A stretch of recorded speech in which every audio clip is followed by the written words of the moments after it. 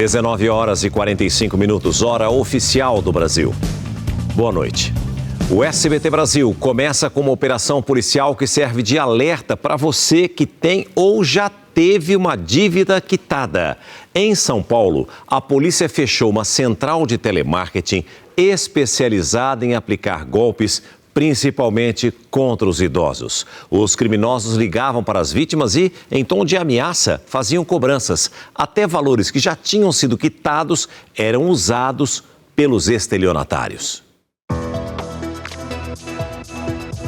O coração financeiro do Brasil, conhecido por abrigar grandes bancos, empresas multinacionais e escritórios de luxo, também se transformou em esconderijo de criminosos. Tudo funcionava no 12º andar desse prédio empresarial, de alto padrão, na Avenida Faria Lima, em São Paulo.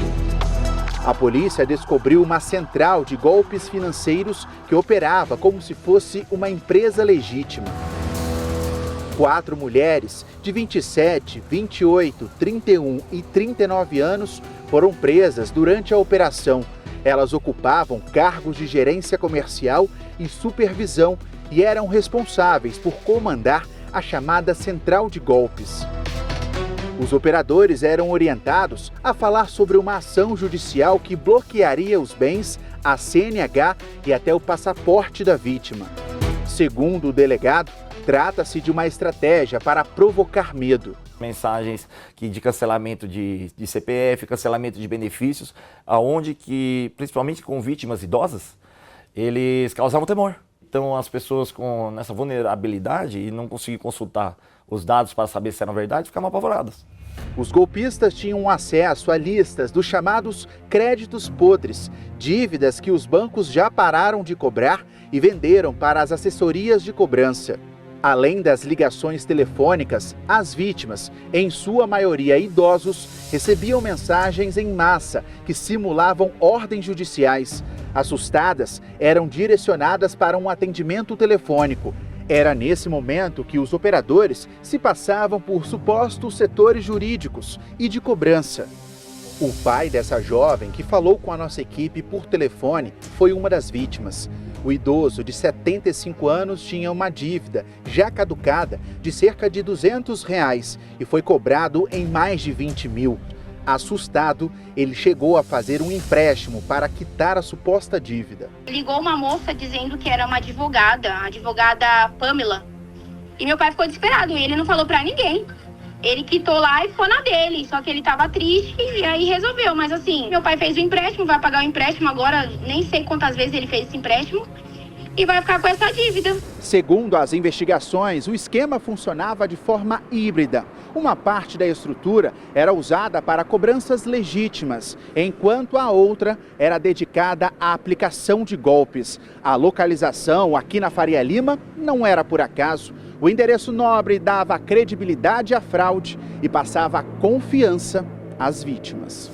Além das 4 mulheres presas, que foram liberadas sob pagamento de fiança, outros 10 suspeitos foram conduzidos à delegacia para prestar depoimento. Não existem ameaças no Estado Democrático de Direito, não existem extorsões que levam alguém a como um cancelamento de CPF. Isso não existe, que tem que procurar, inclusive as autoridades, quando isso acontecer, para que a gente possa, com essas informações, e aos pouquinhos, de fase em fase nas investigações, de desmantelando essa organização criminosa. Desconfiar é essencial. Que Deus te guarde, te proteja e te faça companhia. Hoje é sexta-feira, 23 de janeiro de 2026. Veja agora os outros destaques desta edição. Exclusivo. Novas imagens mostram suposto roubo de ingressos de camarote que levou à queda do ex-presidente do São Paulo, Júlio Casares. Jornalismo do SBT revela em primeira mão depoimento de dono do Master à Polícia Federal. Daniel Vorcaro contou que tratou da compra do banco pelo BRB com o governador do Distrito Federal, Ibanez Rocha. Presidente e diretores que fazem gestão das aposentadorias do Estado do Rio de Janeiro são alvo de operação por aplicações de R$1 bilhão no Master. Alvo de busca, ex-presidente do Rio Previdência está nos Estados Unidos e não teve o celular apreendido. Ele foi exonerado. Lula liga para Xi Jinping para debater conselho de paz proposto por Trump e ouve do presidente chinês que os dois países devem ficar do lado correto da história. 15 estados decretam emergência com a aproximação de forte nevasca que deve afetar mais de 170 milhões de pessoas nos Estados Unidos.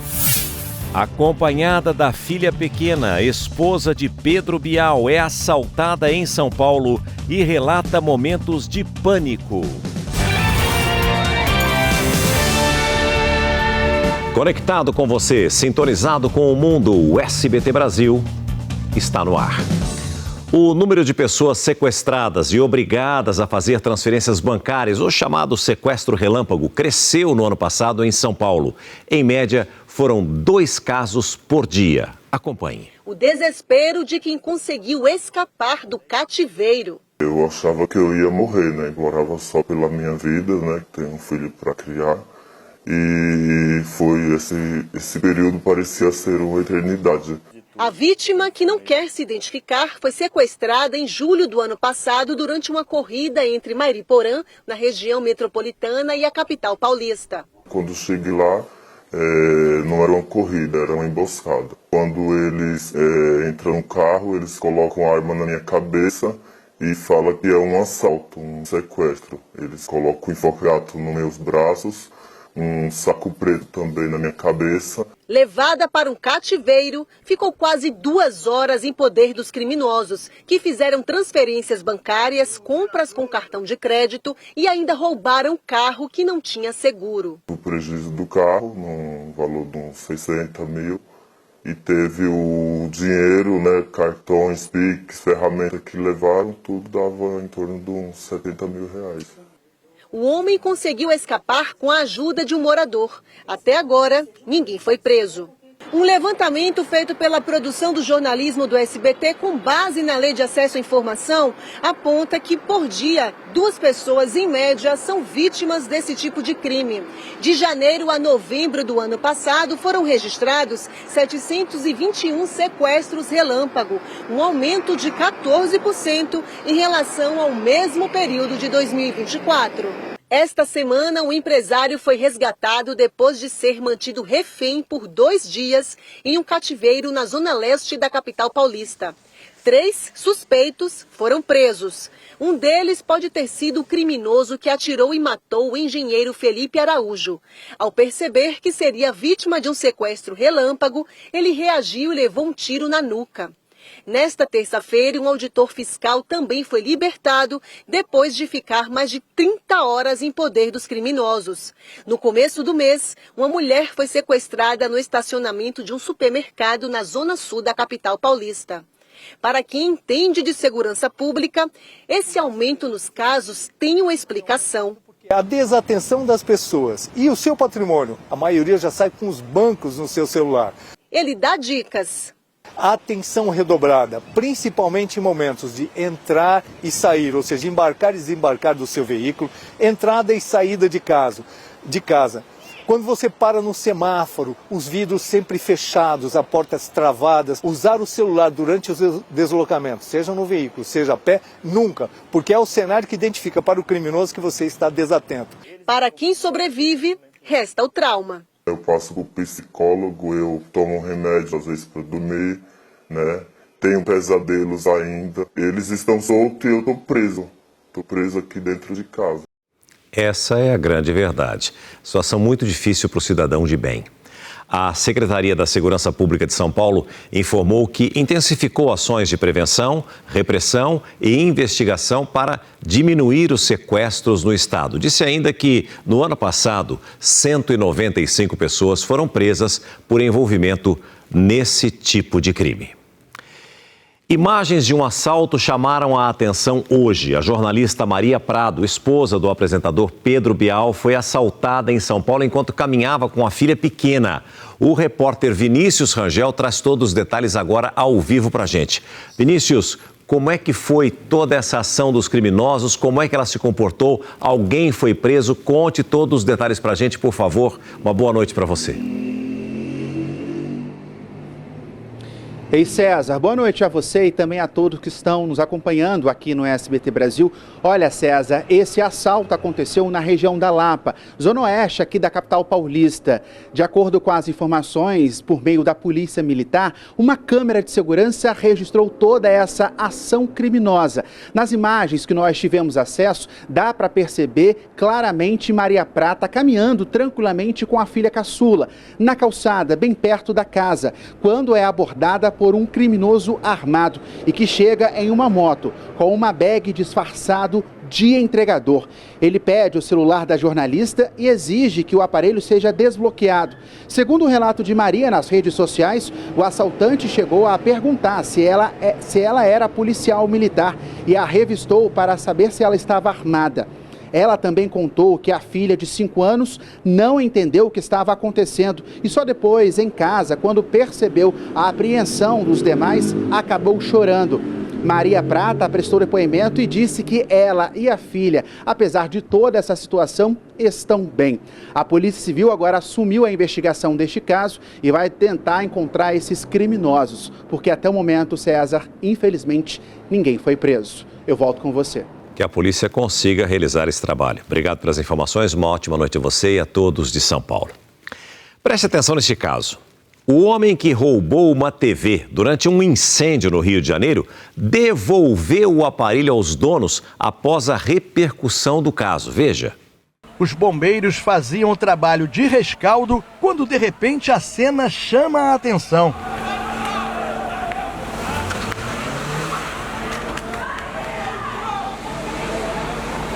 Este homem tenta impedir que o motorista fuja do local e é arrastado por vários metros.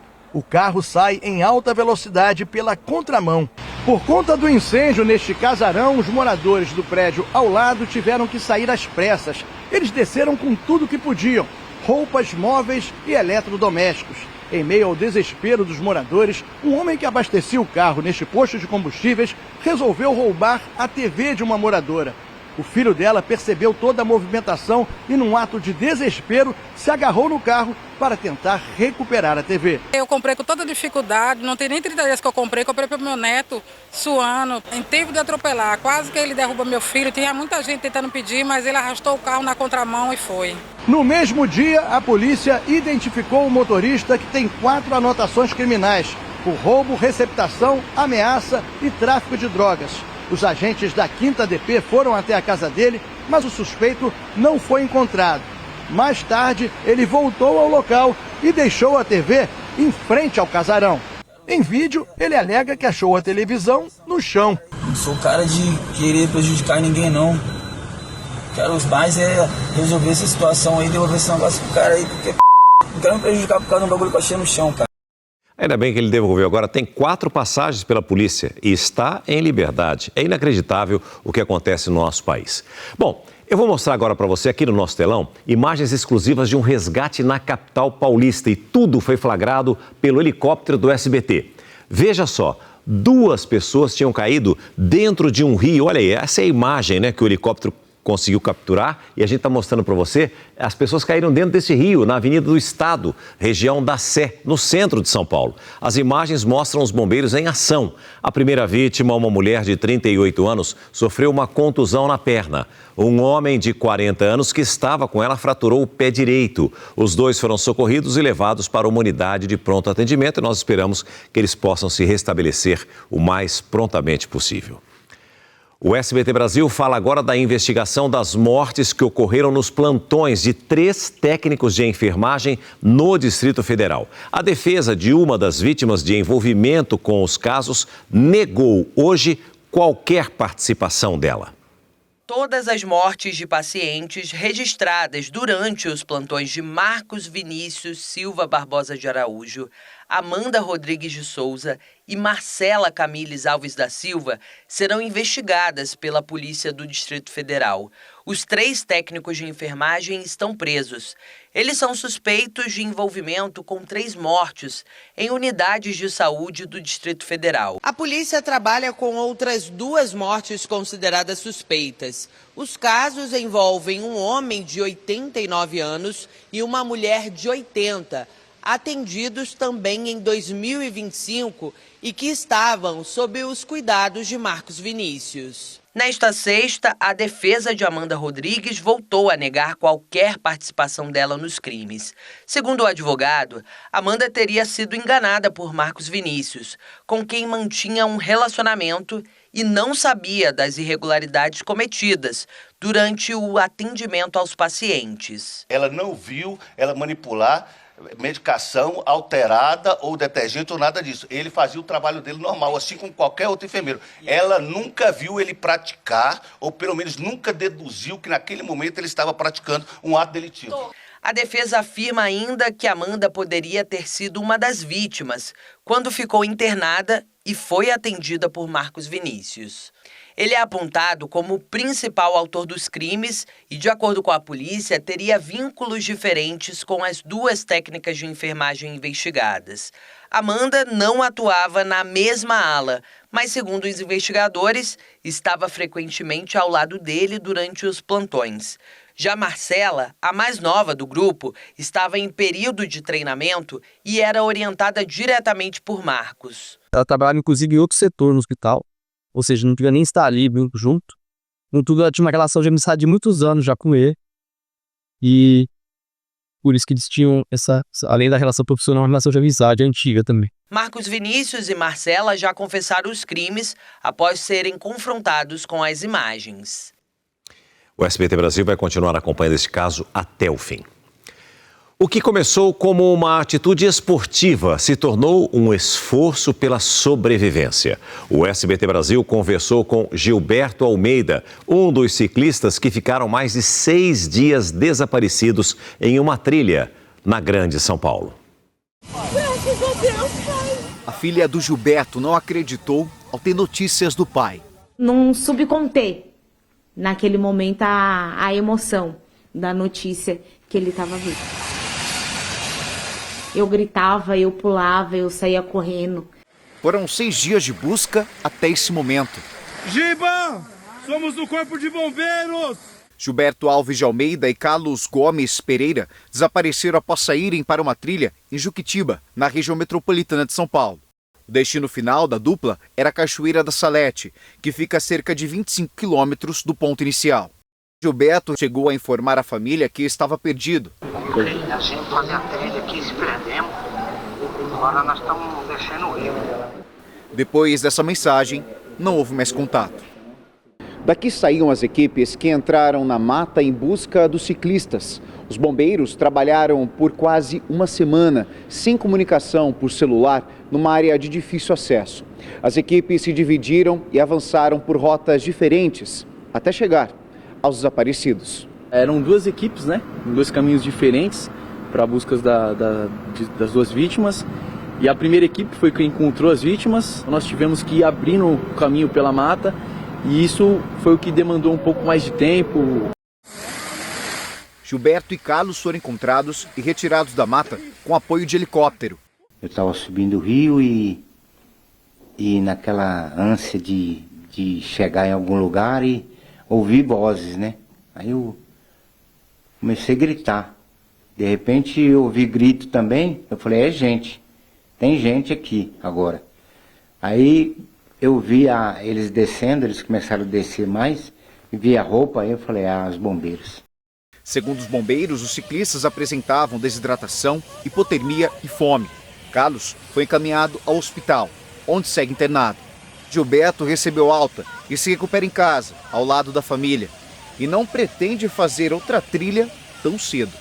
Nunca fui de fazer trilha. Eu sou de ciclovia, né? Era uma coisa tão simples e acabou se complicando.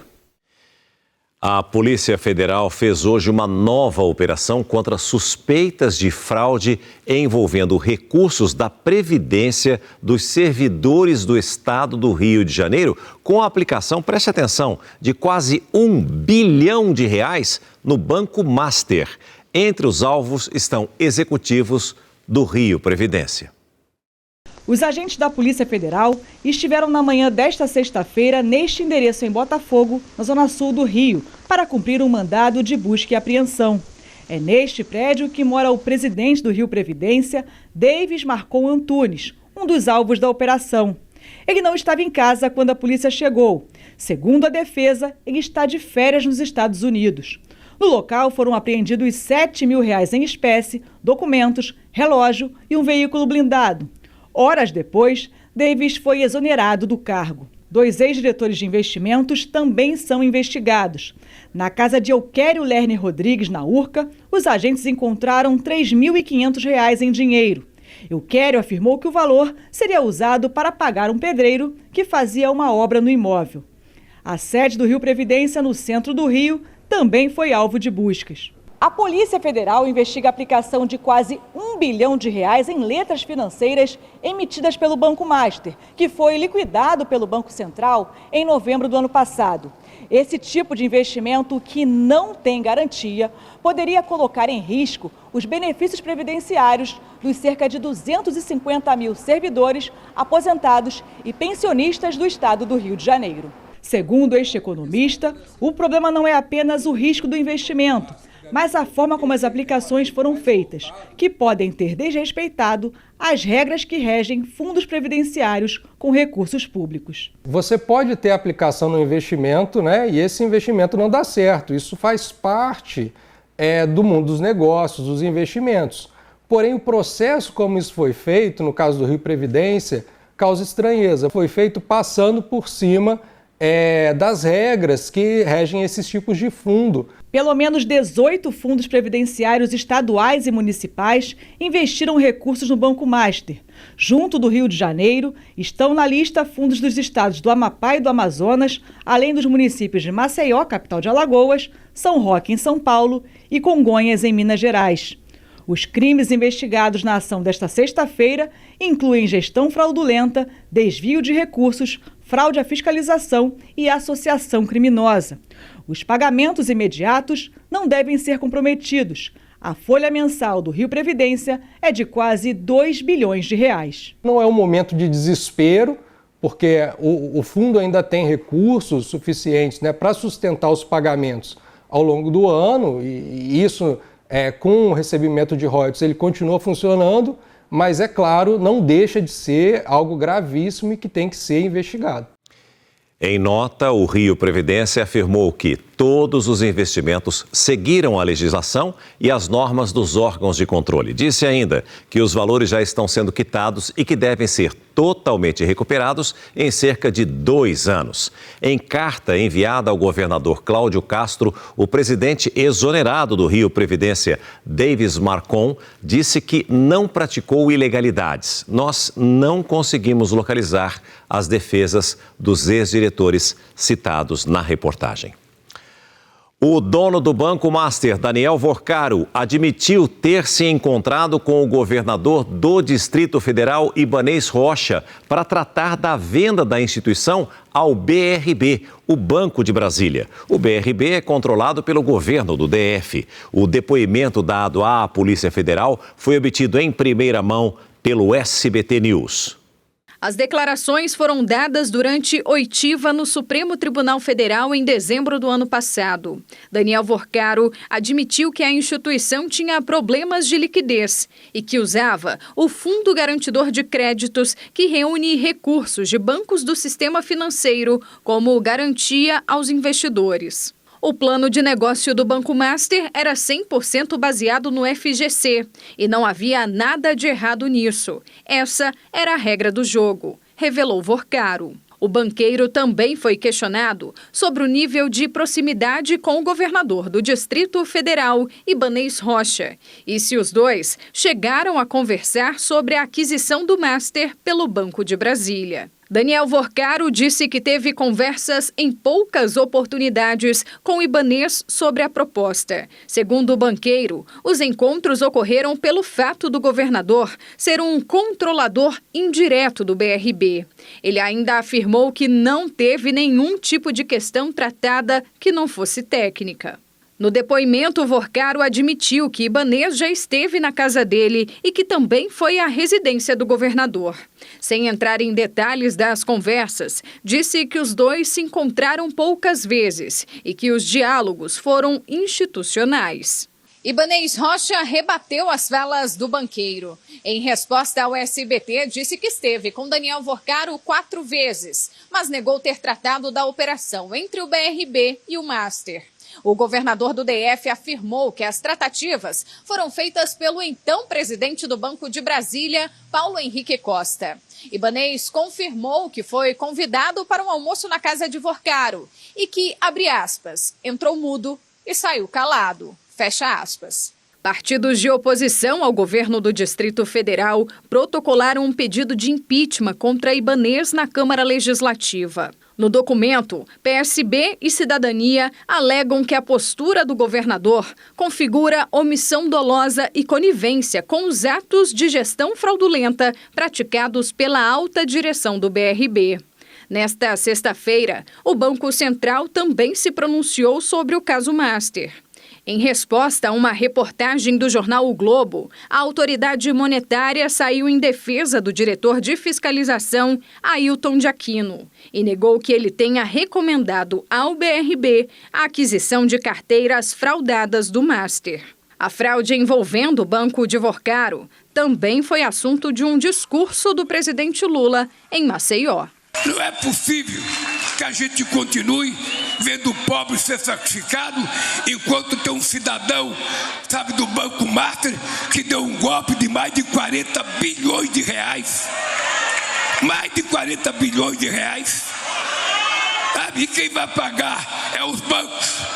É o Banco do Brasil, é a Caixa Econômica que vai pagar, é o Itaú, um cidadão que deu um desfalque de 40 bilhões nesse país. Um desembargador do Rio Grande do Sul pediu que o Ministério Público investigue a venda de tacos de beisebol em um restaurante na beira de uma rodovia. Nós vamos até a capital gaúcha conversar ao vivo e direto de Porto Alegre com o repórter Eduardo Pinzon. Pinzon, qual o problema com esses tacos? Afinal, o restaurante não pode comercializar esse tipo de mercadoria? Uma boa noite para você. Oi, César. Boa noite para você e a todos que nos assistem. O desembargador João Barcelos Souza Júnior contou que estava em um restaurante às margens da BR-116, no município gaúcho de Barra do Ribeiro, e ao ir ao banheiro se deparou com esses tacos de beisebol à venda.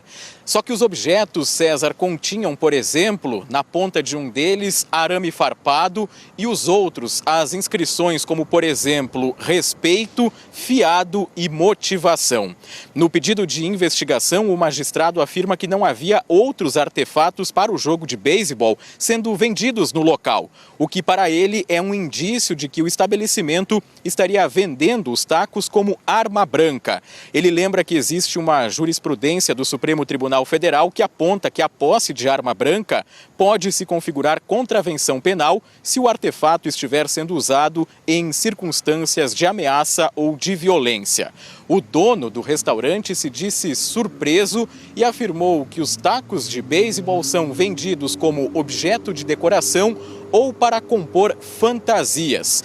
O Ministério Público afirma que abriu uma representação e que vai apurar os fatos. César. Obrigado, Pinzon. Tem que apurar mesmo, porque aqui é estranho, é. Uma ótima noite a você, a todo o povo gaúcho e a todos da região sul do nosso país. Um homem foi preso, preste atenção, suspeito de chefiar um esquema de venda de atestados médicos falsos no Rio de Janeiro. Adílio Campos Chagas foi detido na zona norte da capital fluminense. As negociações para a venda dos atestados aconteciam por aplicativos de mensagem. Por lá, o criminoso se apresentava com o nome de Bruce. Segundo as investigações, os compradores podiam escolher o motivo do afastamento, a quantidade de dias e até o hospital onde supostamente o documento teria sido emitido. Os valores variavam de acordo com o período de afastamento do trabalho. Um dia custava R$ 25. Já para 5 dias, o preço cobrado era de R$ 75. Em depoimento, Adílio contou que começou a gerenciar o esquema que era do próprio pai. As investigações começaram após a denúncia de uma médica que teve o nome e o registro profissional usados indevidamente pela quadrilha. A partir daí, os agentes identificaram uma mulher que confessou ter comprado um atestado falso. Foram as mensagens trocadas por ela com os criminosos que levaram a polícia a descobrir o esquema fraudulento. Na casa do acusado, a polícia encontrou vários carimbos usados nas falsificações. Esse criminoso era conhecido na comunidade onde morava exatamente pela venda desses atestados falsos. E a Polícia Civil está atenta e vai buscar a responsabilização não só de quem produz e comercializa esses materiais, assim como quem adquire e utiliza esses papéis falsos. A turista gaúcha acusada de injúria racial foi liberada depois da audiência de custódia, hoje em Salvador. Ela é acusada de ofender e cuspir em uma garçonete negra no Pelourinho. Nas redes sociais, Gisele Madri Spencer celebra a cultura do povo preto. Vestida de branco, posa com integrantes do Afoxé Filhos de Gandhi, uma das maiores manifestações afro-brasileiras. Em outra publicação, aparece com baianas da Lavagem do Bonfim. Ela se apresenta como criadora de conteúdo para viajantes. Na noite da última quarta-feira, acabou presa em flagrante. O caso aconteceu durante uma festa na noite da quarta-feira no Pelourinho, ponto turístico do centro histórico da capital baiana. Segundo a polícia, a gaúcha passou a ofender uma das funcionárias do evento com insultos racistas. Após isso, cuspiu no rosto da vítima. Ela tinha acabado de chamar a equipe do bar de lixo. Aí no momento que eu passei por ela foi e falou, vai mais um lixo. Eu falei, a senhora me chamou de lixo? Ela, sim, te chamei de lixo. Chamou de novo. No momento que ela andou, eu andei junto. Aí quando ela já virou escarnando pra me dar uma catarrada. Após a agressão, Gisele ainda tentou fugir, mas acabou presa. Na Delegacia de Combate ao Racismo e à Intolerância Religiosa, disse que gostaria de ser ouvida por um delegado branco. Ela queria aqui ser exclusivamente atendida por um delegado branco. Ela, obviamente, a nossa delegacia de racismo, eu sou o delegado titular, eu vou fazer a investigação do caso dela. Então, inclusive, eu conversei com ela agora, expliquei para ela que a investigação toda vai ser feita por mim e tudo mais, mas ela percebeu que aqui na Bahia, aqui em Salvador, o funcionamento é um pouco diferente. Nesta sexta-feira, pela manhã, Gisele Spencer passou por audiência de custódia e foi liberada. Ela vai responder por injúria racial em liberdade. Ela frequentou vários espaços de cultura tradicionalmente preta, de festas feitas por pessoas pretas e, mesmo assim, ela se sentiu no direito e na visão de ser melhor do que essas pessoas. Então, felizmente, a gente conseguiu fazer esse flagrante para que ela passe a entender de que ela não é melhor do que ninguém, ela não é melhor do que o nosso povo baiano, não é melhor do que as pessoas pretas, para que ela talvez possa começar a mudar o seu comportamento em relação a essas pessoas. Não foi o único caso nesta semana. Na quinta-feira, em Itajaí, interior de Santa Catarina, 2 tenistas colombianos foram presos após ofender torcedores e funcionários do clube Itamirim com gestos em que imitavam um macaco. As agressões começaram após a dupla ser derrotada por brasileiros.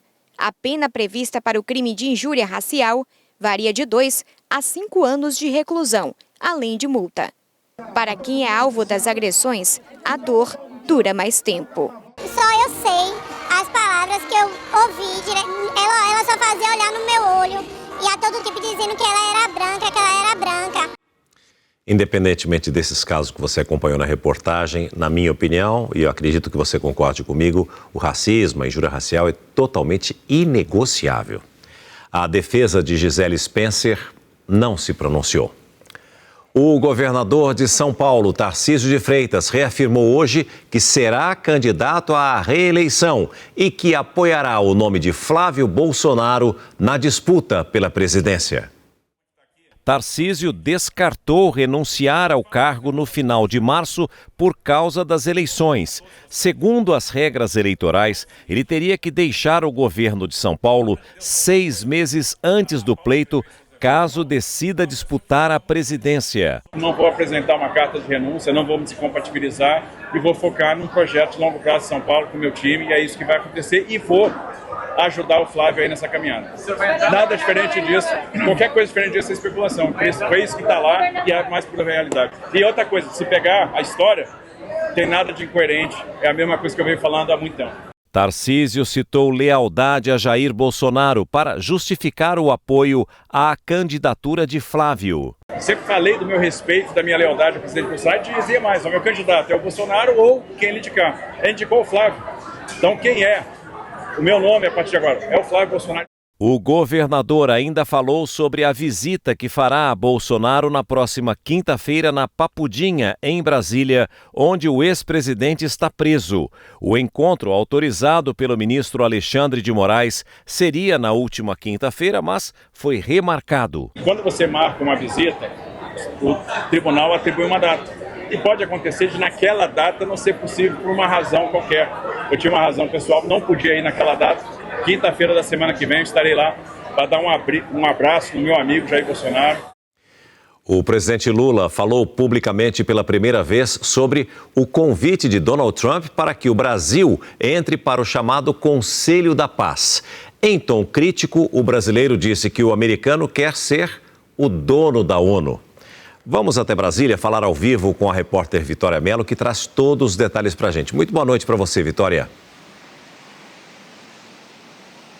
Oi, César. Boa noite a você, boa noite a todos. O presidente discursava em uma agenda na Bahia quando disse que está prevalecendo no mundo a lei do mais forte. O petista afirmou que a Carta da ONU está sendo rasgada e que Trump quer criar uma nova ONU e ser dono dela. Lula afirmou ainda que está conversando com outros líderes mundiais sobre o tema. Inclusive, hoje ligou para o presidente da China, Xi Jinping. Segundo o Palácio do Planalto, essa conversa durou cerca de 45 minutos. Desde que Trump convidou Lula para participar de um conselho de paz sobre Gaza, o presidente brasileiro já conversou por telefone com líderes da Rússia, Turquia, da Índia e da Autoridade Nacional Palestina. Vamos ouvir agora o que o presidente Lula disse agora há pouco. E vocês estão percebendo que nós estamos vivendo um momento muito crítico na política mundial. Ou seja, o multilateralismo está sendo jogado fora pelo unilateralismo. Ou seja, está prevalecendo a lei do mais forte. A Carta da ONU está sendo rasgada. O presidente Trump está fazendo uma proposta de criar uma nova ONU e que ele, sozinho, é o dono da ONU. E a programação do Verão Maior Paraná, aqui no SBT, abre espaço hoje para o romantismo. É exatamente sobre isso que eu quero conversar agora com a minha querida amiga, apresentadora e repórter Gabi Cabrini, que traz um convite especial para você de casa. Um grande show do Raça Negra com transmissão para todo o Brasil. Não é isso, Gabi? Conta pra gente. Uma boa noite para você. É isso mesmo, César. Boa noite para você, para todo mundo que acompanha o SBT Brasil. Sabe aquele tipo de convite que dispensa apresentações, mas que eu vou fazer questão de refrescar a memória de todo mundo, porque tá imperdível. Hoje, às 21h50, tem um showzaço deles, o grupo Raça Negra. Eles que atravessaram gerações, que já marcaram demais a memória afetiva de todas as famílias brasileiras, vão performar aqui diretamente de Matinhos. Então anota na agenda, Raça Negra ao vivo, direto do litoral do Paraná, dentro da programação do Verão Maior. No palco, sucessos que marcaram época, músicas que embalaram histórias de amor. Tenho certeza que César Filho tem algumas para contar. Encontros, despedidas e muita emoção. Canções que todo mundo sabe cantar do começo ao fim e que continuam atuais, mesmo depois de décadas. Mais de 40 anos de banda, cheia de manias. Cigana, sozinho é tarde demais. Tudo isso você vai poder cantar junto comigo às 21h50. Eu espero você. Venha assistir ao vivo, diretamente aqui do litoral, o Verão Maior Paraná. Um beijo para você que está assistindo. Encontro vocês mais tarde, mas também queria deixar o meu beijo especial pro vovô mais novo do pedaço, que eu tô sabendo que ele tá todo babão. Um beijo, César. Então mesmo, um beijo pra você, Gabi. Bom trabalho aí, divirta-se como você sempre faz. Isso é o melhor da nossa profissão. A gente ama o que faz, a gente se diverte trabalhando ou trabalha se divertindo. Você pode escolher, mas é muito importante que você esteja junto com a gente. Nós também, você vai estar esperando pelo público e nós também estaremos esperando por você, Gabi. Um ótimo trabalho, uma excelente noite pra você aí no Paraná. E se nós temos verão aqui no Brasil, nós temos inverno em outras partes do mundo. Pelo menos 15 estados americanos, preste atenção, decretaram emergência por causa da aproximação de uma tempestade de neve que deve afetar cerca de 180 milhões de pessoas apenas nos Estados Unidos. Nós vamos agora ao vivo até Washington falar sobre esse assunto com a nossa correspondente Patrícia Vasconcelos. Patrícia, a gente sabe que é normal nevar no inverno, eu sempre pergunto as temperaturas para você, em virtude das roupas que você utiliza. No Canadá também deve fazer ainda mais frio. Agora, não era esperada essa nevasca, vamos dizer assim? O termo correto é nevasca mesmo? Conte-me tudo, não me esconda nada. Uma boa noite para você.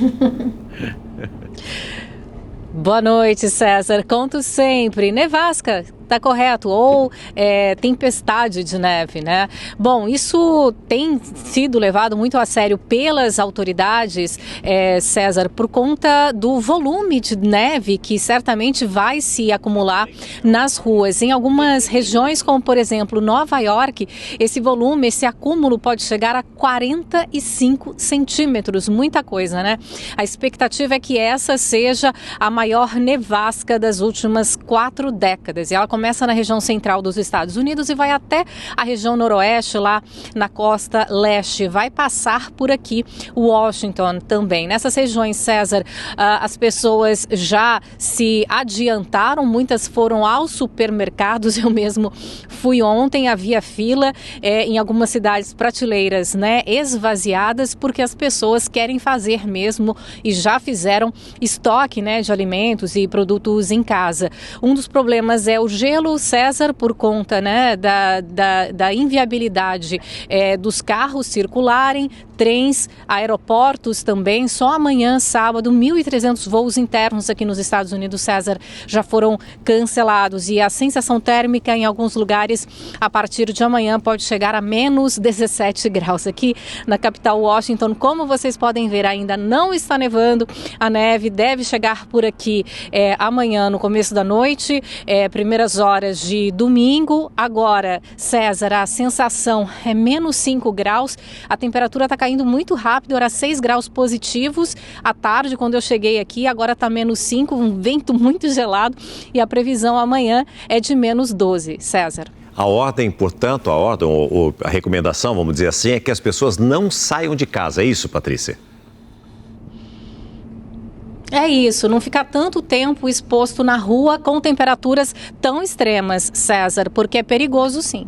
É perigoso e a locomoção, seja lá como for, como você já disse, carro, trens e até os aviões, os aeroportos devem estar fechados, enfim, uma situação bem complicada mesmo. E acredito eu que há muitos anos a gente não via uma tempestade de neve como essa, tão forte como essa previsão. A gente não sabe ainda se vai se confirmar, mas normalmente a previsão acerta sempre, né? Obrigado para você, um bom frio, cuide-se, porque a gente precisa de você sempre aí trazendo as informações da capital norte-americana. Obrigado, Patrícia, uma ótima noite para você.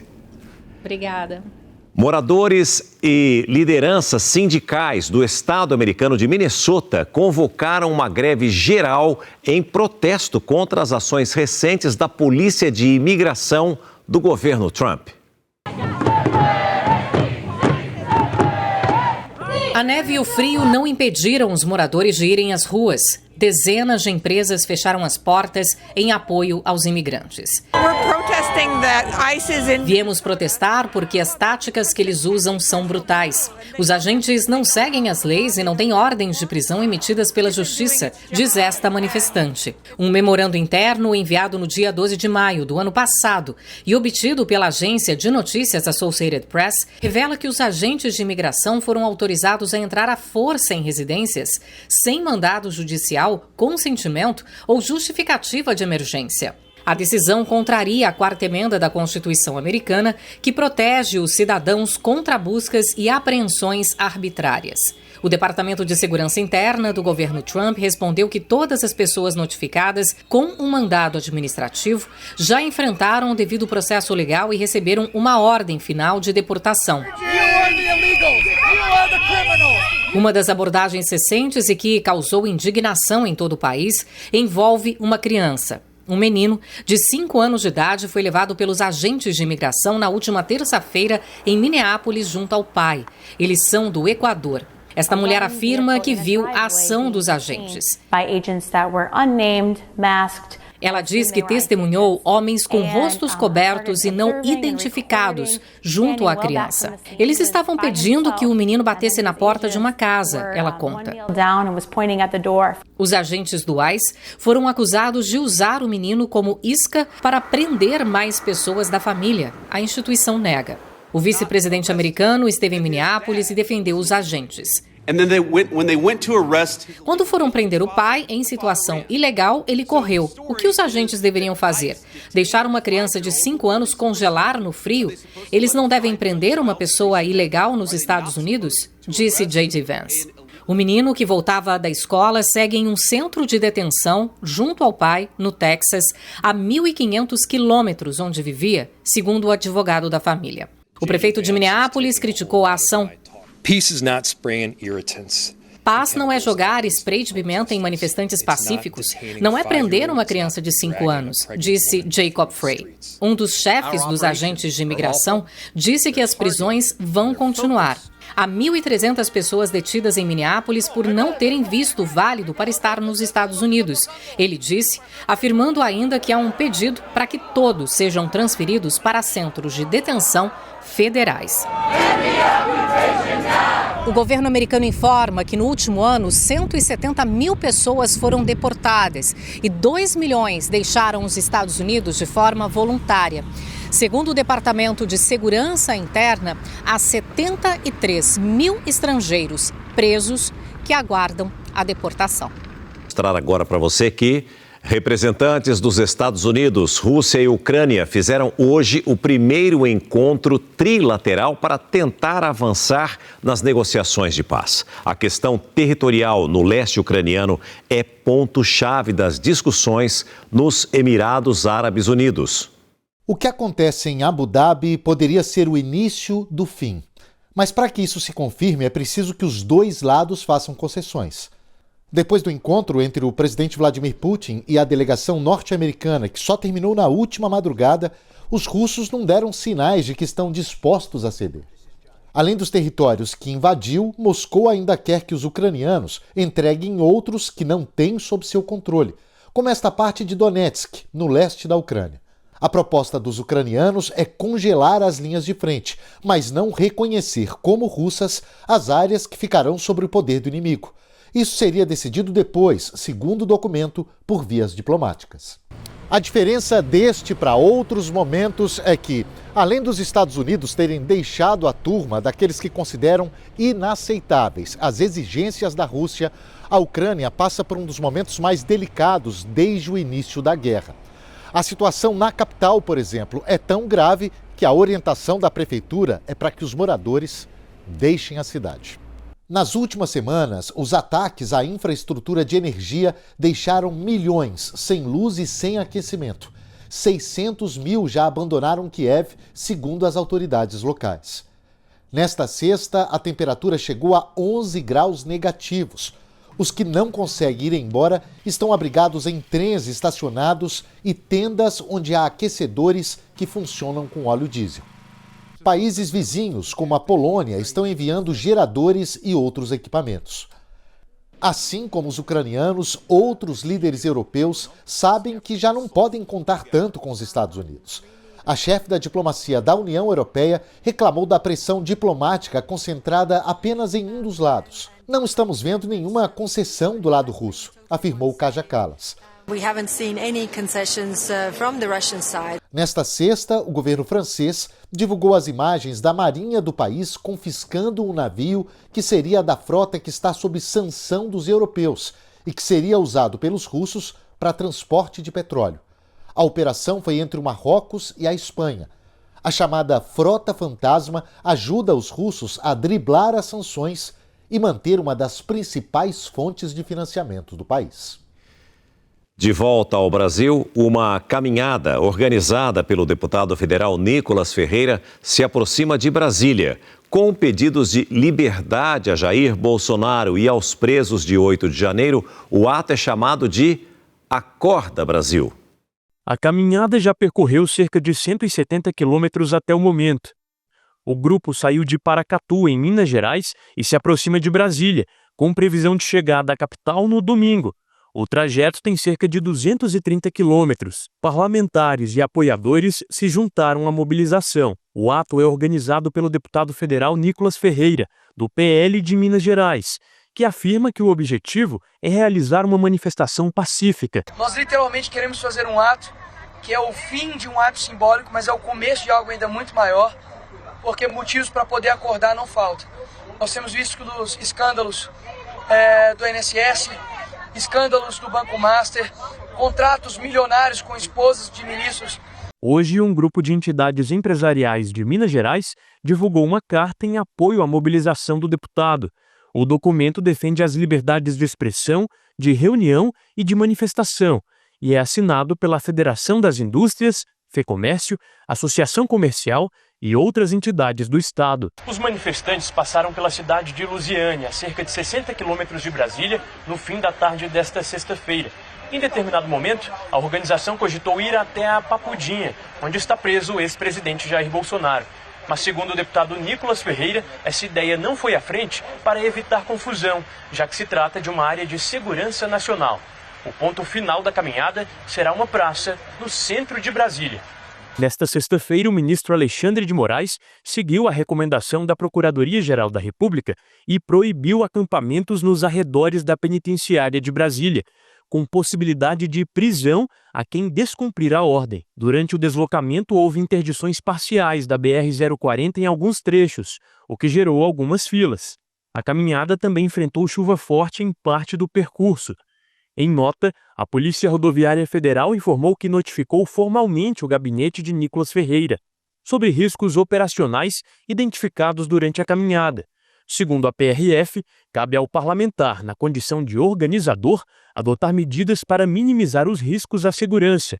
A corporação afirma que segue acompanhando a movimentação de forma ininterrupta. Aqui é um evento pacífico, um evento ordeiro. Nós não iremos acampar em nenhum local. Não estou pedindo para as pessoas ir e proibido ir ali para a Praça dos Três Poderes. E a gente está tranquilo, está ordeiro, não teve um acidente, não teve um ato de vandalismo. O SBT Brasil está de volta para mostrar para você que um vídeo de uma mulher correndo nos corredores do estádio do São Paulo Futebol Clube após um tumulto na negociação de ingressos de um camarote foi o ponto inicial para uma investigação policial que terminou na queda do ex-presidente do clube, Júlio Casares. A defesa do Cartola sustenta que supostas provas foram divulgadas de maneira premeditada. Acompanhe todos os detalhes agora na reportagem exclusiva de André Galvão e Marcos Guedes. Crise sem fim. Na última quarta-feira, Júlio Casares renunciou à presidência do São Paulo. Ele já havia sido afastado pelo Conselho Deliberativo e preferiu preservar seus direitos políticos no clube. O então vice, Arri Macis, assumiu o cargo. Foi o ponto final de um processo que abalou as estruturas são-paulinas. Agora a batalha será longe do Morumbis. O ex-presidente Júlio Casares vai responder na justiça a todas as acusações. E para isso, conta com o auxílio de um dos principais escritórios de advocacia da capital paulista. A estratégia é clara: dizer que tudo fez parte de uma grande articulação. Tudo teria começado com áudios que indicaram a suposta comercialização clandestina de camarotes em grandes eventos no estádio do Tricolor. Mara Casares, ex-esposa de Júlio, tinha relação de confiança com Adriana Prado, que seria a responsável pela venda dos espaços. O vazamento mostrou também a participação de Douglas Schwartzman, na época diretor adjunto da base São Paulina. Eu só entrei nisso porque a Mara me garantiu que você era de total confiança. Nós não podemos fazer coisa errada aqui. Então teve negócio aí que você ganhou dinheiro, eu ganhei, todo mundo ganhou, mas foi feito tudo na confiança. Coisa errada, errou, tem que comer com farinha, não tem jeito, querida. Em uma dessas ocasiões, o show da cantora Shakira, uma empresa representada por Carolina Casemiro, teria adquirido um camarote por R$132 mil, mas só 70 mil teriam sido pagos. A alegação seria de que uma série de condições não foram cumpridas. Sem receber os ingressos até o dia do evento, Carolina teria cobrado Adriana pessoalmente. Este vídeo, obtido com exclusividade pelo jornalismo do SBT, mostra a Carolina correndo pelos corredores do estádio com um pacote nas mãos. Em depoimento, Carolina disse que arrancou o pacote das mãos de Adriana porque, segundo ela, tinha direito aos ingressos. Já Adriana acusou Carolina de roubo. Isso, segundo o advogado de defesa Bruno Borragini, foi o início do processo, que virou arma da oposição do São Paulo para desgastar a imagem do então presidente Júlio Casares. Houve uma articulação, uma manobra espúria, suja, para a compra daquele dito áudio dos camarotes. Ou seja, nos bastidores do São Paulo Futebol Clube, pessoas da oposição se articularam para oferecer dinheiro para a tal da Adriana vender este áudio com o pretexto de oferecer a ela também uma blindagem jurídica. Este áudio mostra o que seria uma conversa entre Adriana e o conselheiro do clube, Fábio Maris. O efeito colateral do Júlio vai ser muito grande. Vai envolver a mulher dele, o braço direito dele. Eles vão perder, eles vão desidratar de uma forma absurda. Vão sair aqui uma semana? Aí não dá para saber. Mas que não vão se sustentar por muito tempo, não tem como, cara. A minha percepção, Mara, Douglas, Márcio. O seu Júlio deve pedir renúncia. Pode. Fica no lugar dele. Maciço. Paralelo a isso, um inquérito da Polícia Civil investiga uma série de saques em dinheiro vivo da conta do São Paulo que chegaram ao valor total de 11 milhões de reais. Nós estamos há exatos 14 dias brigando pelo acesso a este inquérito. O que se sabe também por vazamentos na mídia é que o inquérito está evoluindo, está se apurando ali alguns saques do São Paulo Futebol Clube e alguns depósitos em espécie para a conta do Júlio, depósitos esses que fazem parte daquilo que o Júlio amealhou na iniciativa privada. A defesa de Carolina Casemiro informou que ela em nenhum momento teve conhecimento de que o camarote ofertado e contratado seria objeto de exploração irregular por pessoas vinculadas, direta ou indiretamente, à gestão do São Paulo. E que Carolina não tem qualquer relação com o suposto esquema de venda ilegal de camarotes, nem praticou qualquer ato ilícito, incluindo a falsa acusação de roubo de ingressos. Os advogados que representam o São Paulo afirmam que o clube é vítima. As defesas dos outros citados não se pronunciaram. Você perdeu ou quer rever alguma reportagem? Olha, tá tudo lá no nosso canal no YouTube e também no nosso site, o sbtnews.com.br. Você fica agora com mais um capítulo da novela Presente de Amor. Na sequência tem o penúltimo capítulo de Amar. Depois chega o Verão Maior Paraná. Muitíssimo obrigado a você que liga e se liga todo dia, o dia todo, junto com a gente, aqui no SBT. Uma noite de sexta-feira abençoada, um final de semana maravilhoso. Amanhã, sábado, Simone Queiroz estará no comando do SBT Brasil, 19h45. Eu retorno na segunda-feira. Até lá!